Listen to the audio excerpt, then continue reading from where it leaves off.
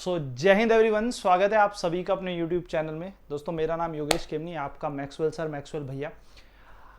Air force x group physics पर हम बात कर रहे हैं और बेसिकली हम बात कर रहे हैं क्लास नंबर 05 आज हम कर रहे हैं, जिसमें कुछ इंपॉर्टेंट डायमेंशंस आपको और आने चाहिए। यानी कि ये वो डायमेंशंस हैं जो क्लास 12th में हम लोग पढ़ते हैं, क्योंकि क्लास 12th में जब हम जाते हैं ना तो क्लास 12th में current, magnetic field, electric field यानी कि धारा, विद्युत धारा, चुंबकीय धारा, ऐसी चीजें इंट्रोड्यूस हो जाती हैं और ये थोड़े से कॉम्प्लेक्स डायमेंशंस हमारे पास होते हैं। तो आपको ये डायमेंशंस निकालने आने चाहिए। इस क्लास का बेसिक पर्पस बस यही है कि ऐसे कॉम्प्लिकेटेड डायमेंशंस अगर आपके पास हो तो आप कैसे निकालें। तो चलिए दोस्तों, टाइम ना वेस्ट करते हुए बढ़ते हैं आगे और कुछ इंपॉर्टेंट डायमेंशंस पर बात करते हैं, यानी कि कुछ महत्वपूर्ण विमीय सूत्रों पर बात करते हैं।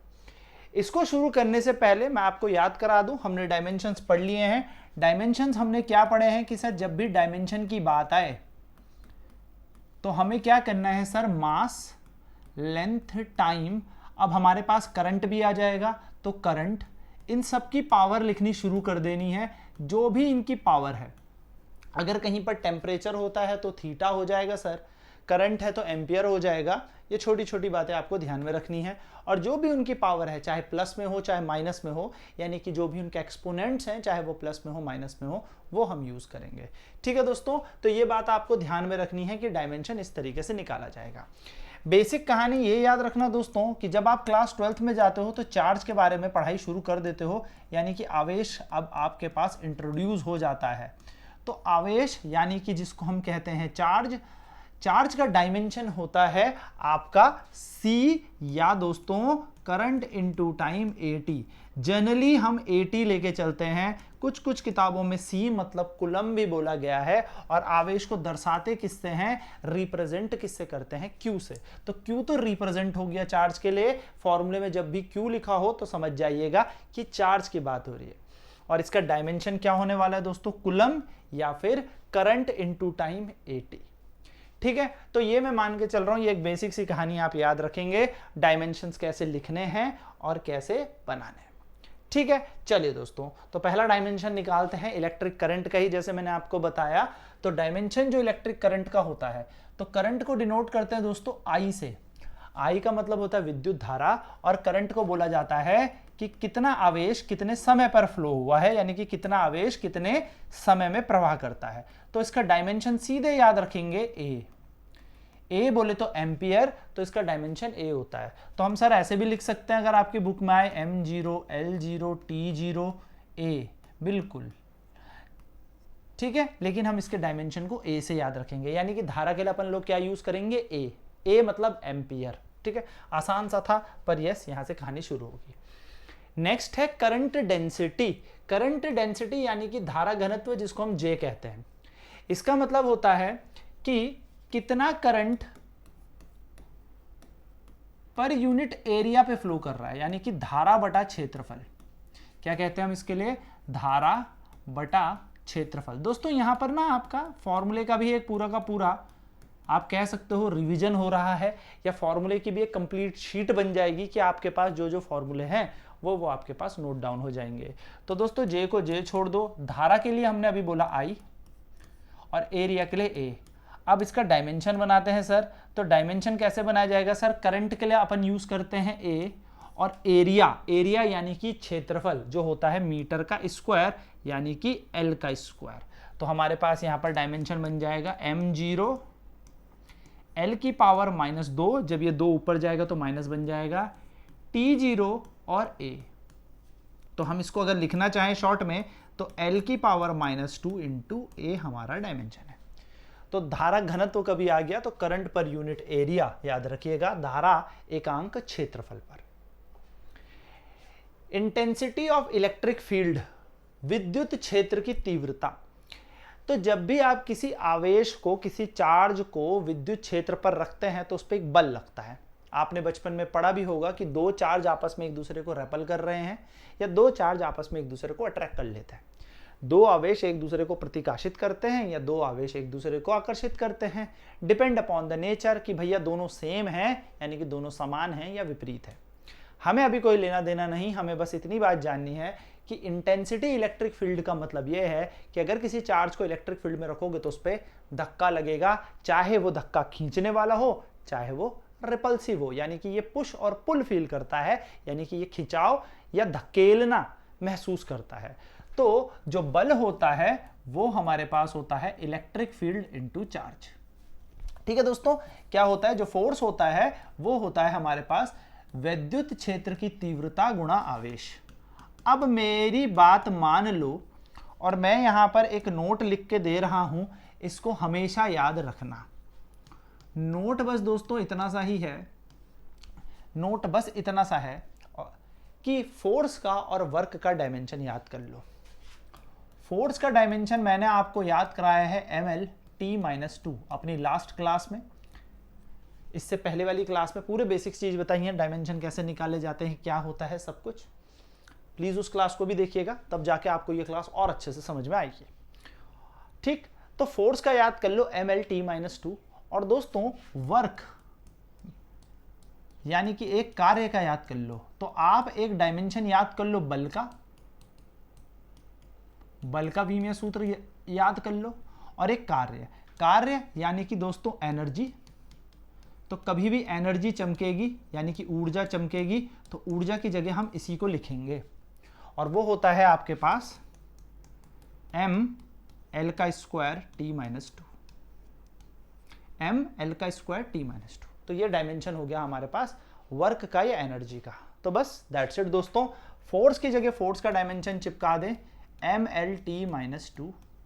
E हमें निकालना है, और चार्ज के लिए मैंने आपको बताया था आवेश के लिए AT, याद है सबसे पहले मैंने आपको यही बताया था कि अगर आवेश कभी निकालना हो तो AT याद रखना।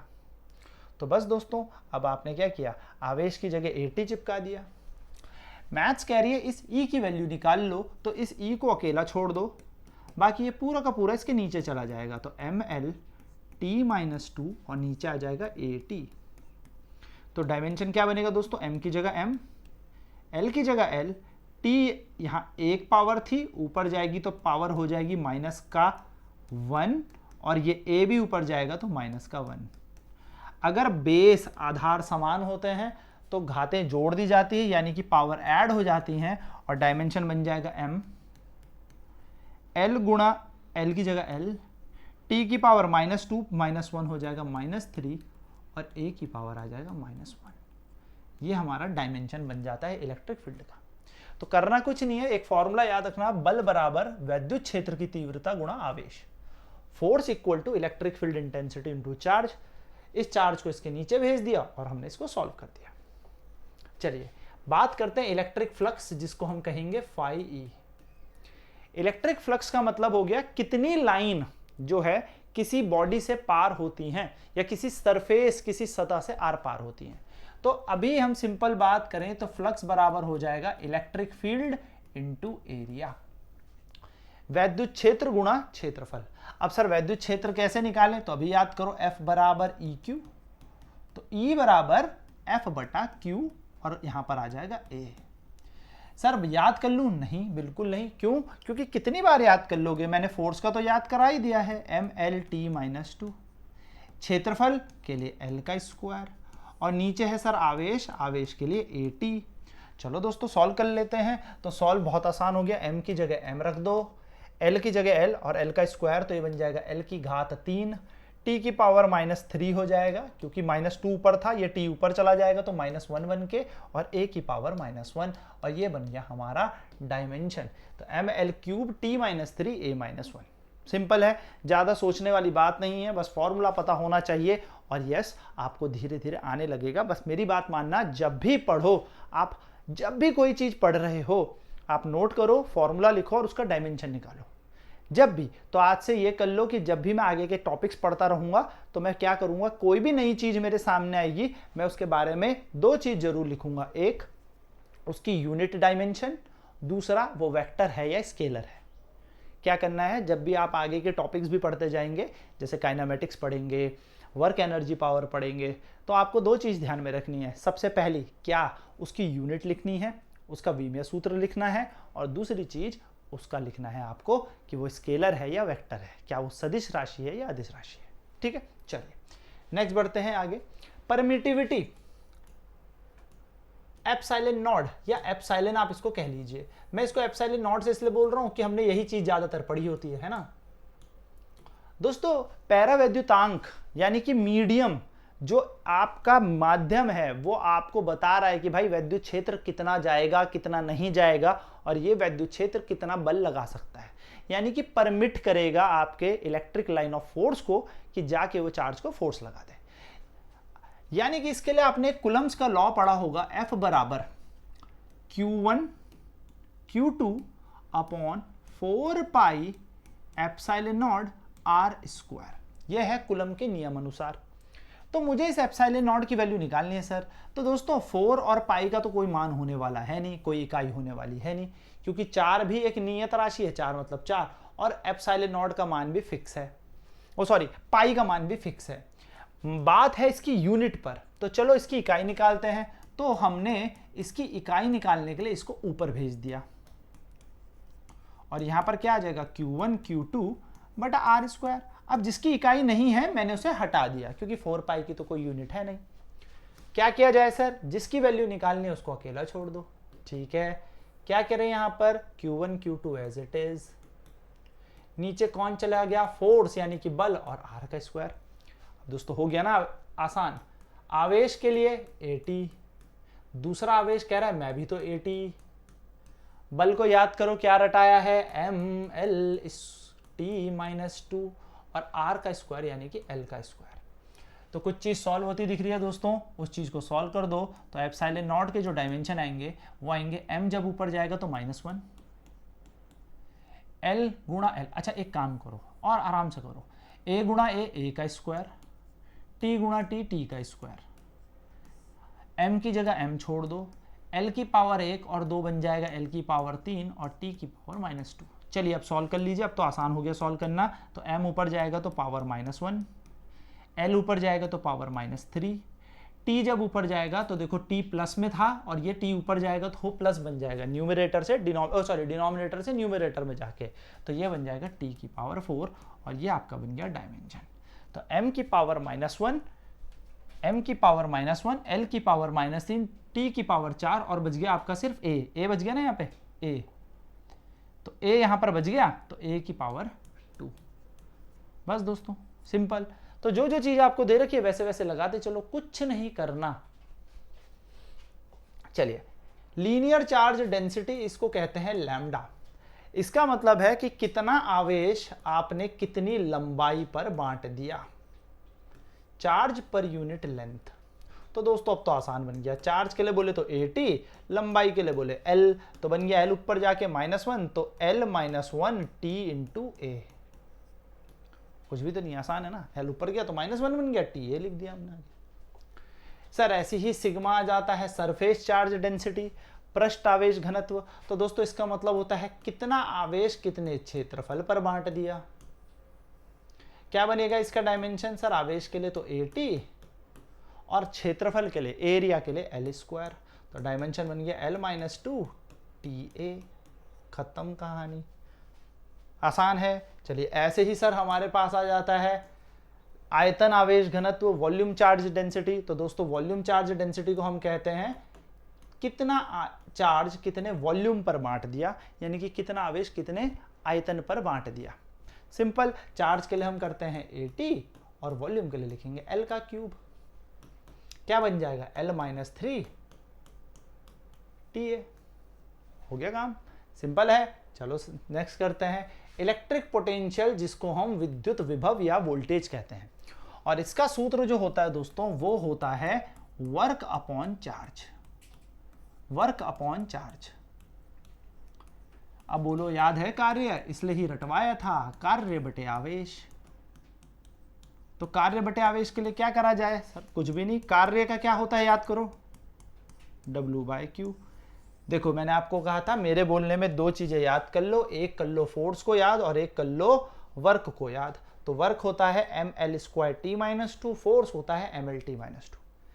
बल जो होता है वो होता है mL_T-2 और कार्य होता है mL²T-2। कारण क्या है, आपको बल बहुत जगह दिख गया, अब आपको देखो कार्य भी दिख गया। तो अब भैया छापो, क्या करा सर, w की जगह w लगा दो, ml स्क्वायर t माइनस 2, और नीचे कौन है, चार्ज आवेश at। बस दोस्तों, तो m की जगह m, l का स्क्वायर ऐसे ही, ये t ऊपर जाएगा तो t बन जाएगा -3, और a ऊपर जाएगा तो बन जाएगा -1। That's it, ml square t minus 3 a minus 1।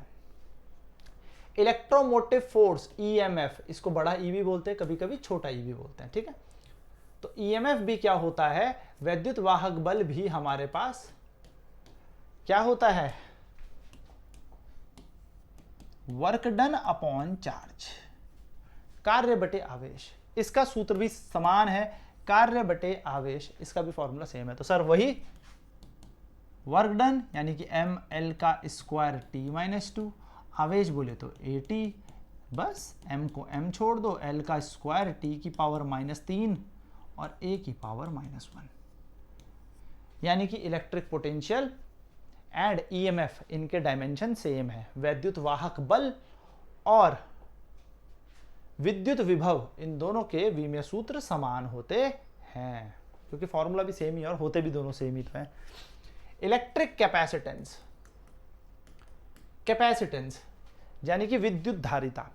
तो दोस्तों धारिता के लिए अगर कहें तो कहते हैं कि कितना चार्ज ये स्टोर कर सकता है, कितना आवेश ये स्टोर कर सकता है, ये होती है कैपेसिटी, या मैं कह सकता हूं कैपेसिटेंस का मतलब कितनी ऊर्जा कोई चीज अपने अंदर स्टोर कर सकता है। तो फॉर्मूला है इसका Q बराबर CV। Q है आवेश, C है हमारे पास धारिता, और V का मतलब है विद्युत विभव, यानी कि charge equals to capacitance into voltage या इलेक्ट्रिक पोटेंशियल। तो क्या किया जाए सर, तो आसानी से निकाल सकते हो। देखो Q की जगह Q लिख दो, C की जगह C, और V का फॉर्मूला याद है ना, अभी पढ़ाया था, वर्क डन अपॉन चार्ज। तो मैथ्स कहती है अगर C निकालना है तो Q का स्क्वायर करना पड़ेगा, क्योंकि Q इंटू Q है और इसके नीचे चला जाएगा W।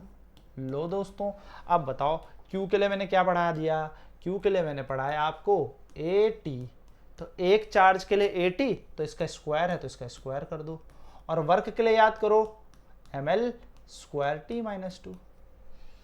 आवेश का स्क्वायर है तो आवेश के लिए आएगा AT का स्क्वायर, और कार्य के लिए होता है ml का स्क्वायर t माइनस 2। बस दोस्तों इसे सॉल्व कर दो, तो a का स्क्वायर t का स्क्वायर, नीचे आया m, l का स्क्वायर t माइनस 2। तो चलो m को ऊपर भेजो तो -1, l को ऊपर भेजो तो -2, ये t ऊपर जाके हो जाएगा प्लस का 2, तो 2 और 2 हो जाएंगे 4, और a तो स्क्वायर बन के बैठा ही था।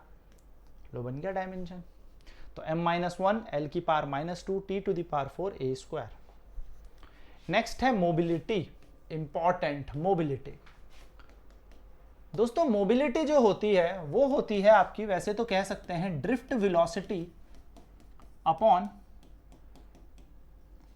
इलेक्ट्रिक फील्ड का रेशियो, और ये याद रखना है क्योंकि ये पूछा गया है। यानी कि ये होता है अनुगमन वेग,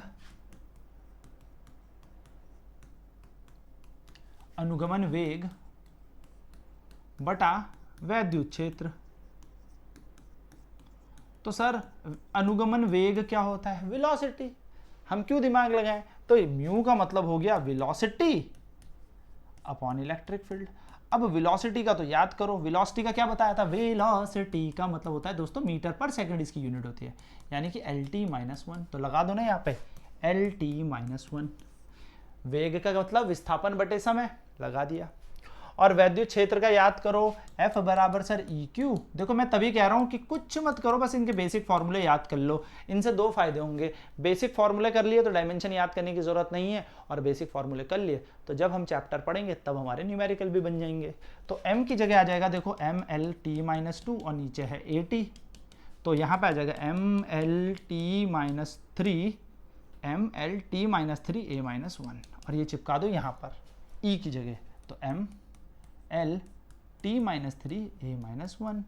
तो देखो दोस्तों L से L गया, T की पावर -1 है, ये ऊपर जाएगा तो M ऊपर गया तो -1 बन गया। T जब ऊपर जाएगा तो एक कह रहा मैं तो माइनस हूँ, ये वाला जाएगा तो प्लस बन के जाएगा, प्लस का 3, और A ऊपर जाएगा यानी कि न्यूमरेटर में तो +1 बन के। मैथ्स लगा लो, मैथ्स क्या कहती है, तो M की जगह M, जो -1 की जगह -1।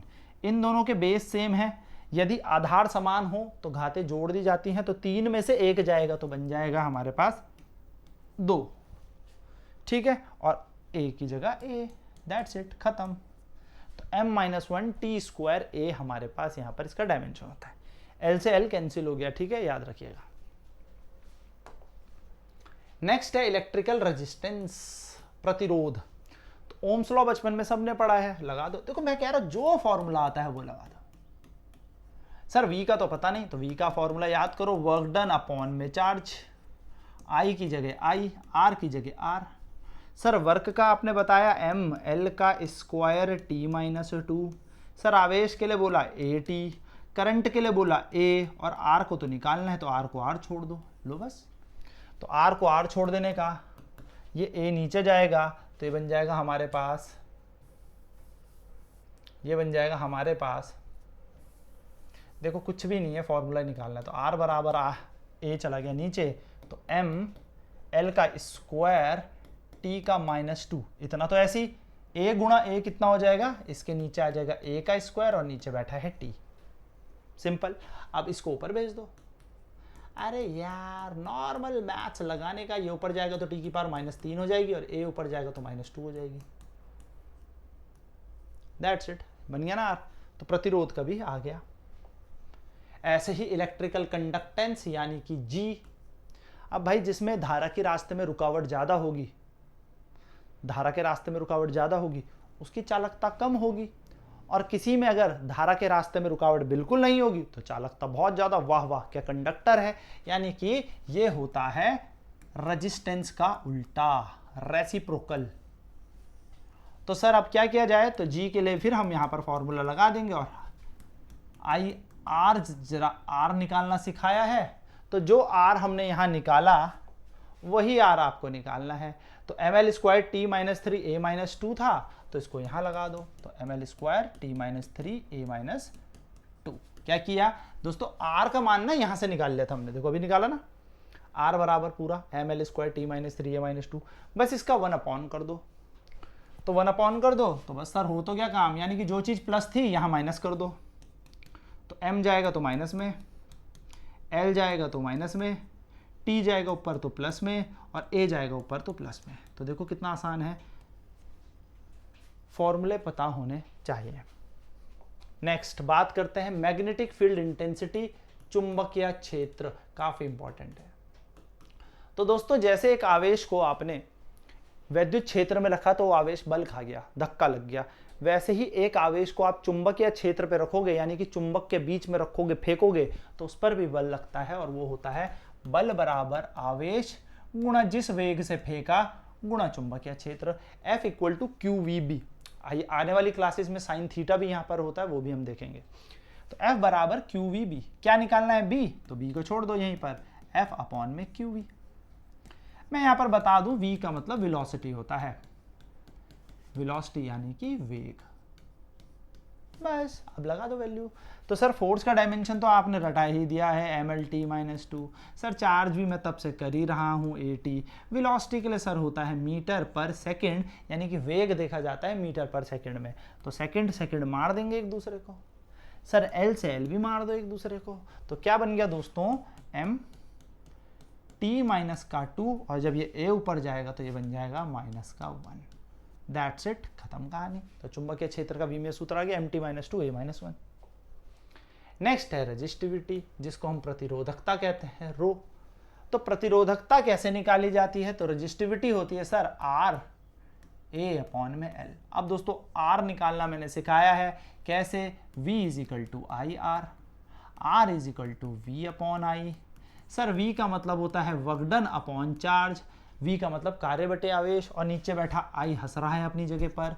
वर्क के लिए सर ml² t-2, आवेश के लिए सर AT, करंट के लिए सर A, तो M की जगह M, L की जगह L का स्क्वायर, T ऊपर गया तो -3, और A बन जाएगा A का स्क्वायर, और ऊपर जाके -2।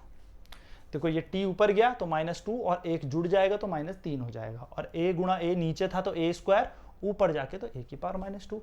लगा दो दोस्तों, बस हो तो क्या काम। R की जगह चिपकाओ M, L का स्क्वायर t-3 a-2, ये एरिया है, क्षेत्रफल L का स्क्वायर, और ये है आपके पास लंबाई l, तो l ने एक l को फोड़ डाला, बचा एक l, तो m की जगह m, यहाँ पे l का स्क्वायर था, यहाँ पे एक l बचा, तो l की घात 3, t की पावर -3, a की पावर -2। लो बन गया रेजिस्टिविटी का। निकालने आने चाहिए, बेसिक से चीजें पता होनी चाहिए। नेक्स्ट है सेल्फ इंडक्शन, जिसको हम L कहते हैं, स्वप्रेरण। स्वप्रेरण के लिए हमें याद रखना है, ये होता है एनर्जी। दोस्तों ये इंपॉर्टेंटली याद रखना है, काफी इंपॉर्टेंट है, एनर्जी अपॉन करंट का स्क्वायर। बस काम बन गया। यानी कि L होगा ऊर्जा बटे धारा का स्क्वायर। अब अगर सर ऊर्जा आ जाए तो ऊर्जा का मतलब ही तो कार्य है, यानी कि ये बन जाएगा हमारा कार्य का लगा दो डायमेंशन ml² t-2 लगा दिया, और धारा का स्क्वायर हो जाएगा सर करंट का स्क्वायर यानी कि एम्पियर का स्क्वायर। तो m ऐसे ही देखो, एनर्जी ही वर्क होती है और वर्क का डायमेंशन यानी कि ऊर्जा ही कार्य है, और कार्य का विमेय सूत्र ml² t-2, बल का ml t-2, कार्य का ml² t-2। लगा दो दोस्तों ml का स्क्वायर t-2, a जाएगा ऊपर तो a-2। लो दैट्स इट, खत्म कहानी। प्रेरण जब भी आए तो प्रेरण में हमेशा यही डायमेंशन होंगे। Mutual induction, last but not the least, ये बहुत है, डायमेंशन खत्म ही नहीं होंगे। बस मेरा इस क्लास को लेने का मतलब ये था कि आपको डायमेंशन निकालने आ जाए कि अच्छा ऐसे होते हैं, और वो जो दो इंपॉर्टेंटली फोर्स और वर्क है उसका आपको लगाना, दिमाग चलाना आ जाए। अन्योन्य प्रेरण यानी कि दोस्तों m, तो इसके लिए भी हमारे पास फॉर्मूला सेम होगा, एनर्जी अपॉन करंट स्क्वायर। यानी कि m के लिए भी हमारे पास सूत्र क्या होगा, ऊर्जा बटा धारा, और धारा का होगा वर्ग। तो बस लगा दो, ऊर्जा होता है ml² t-2 और धारा का स्क्वायर यानी कि एम्पियर का स्क्वायर, तो जो होगा दोस्तों ml² t-2 and a-2। That's it दोस्तों, इस तरीके से आप कर सकते हैं। तो ये बहुत सारे डायमेंशन है, बट जो इंपॉर्टेंट डायमेंशन है वो आपकी कॉपी में मैंने आपको दे दिए हैं। नेक्स्ट क्लास में अब डायमेंशन के होमोजेनिटी प्रिंसिपल बात करेंगे, यानी कि इसके यूज पर बात करेंगे, which will be the last class last होगी, फिर इसके क्वेश्चंस करेंगे, एंड देन हमारा यूनिट एंड मेजरमेंट डायमेंशन पूरा कंप्लीट हो जाएगा। तो आई होप आपको ये चीज़ें समझ में आई होंगी। दोस्तों समझ में आती है कमेंट करें, लाइक करें, शेयर करें, सबको बताएं, क्योंकि तभी जाके मज़ा आता है और तभी जाके हम कोर्स भी रैपिडली इसको ख़त्म करेंगे। आई होप आपको सारी चीज़ें क्लियर हो रही हो, कमेंट ज़रूर करना, ठीक है। तो मिलता हूँ नेक्स्ट क्लास में, till then bye bye, take care, over and out, जय हिंद, गॉड ब्लेस यू ऑल।